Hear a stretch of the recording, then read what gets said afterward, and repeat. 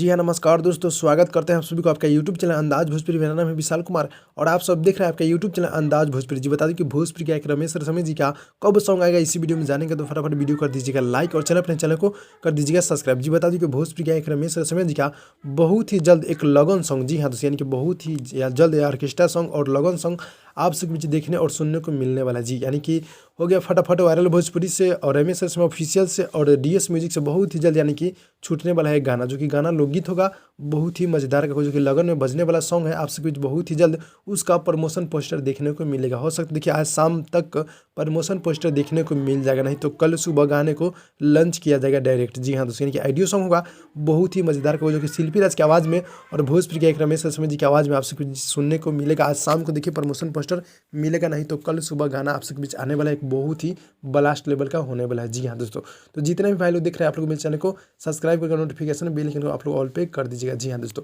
तो भाई लोग ये छोटा सा अपडेट था, अच्छा लगा था लाइक कीजिएगा, चैनल को सब्सक्राइब कर दीजिएगा। मिलते हैं अगली वीडियो में, तब तक के लिए धन्यवाद।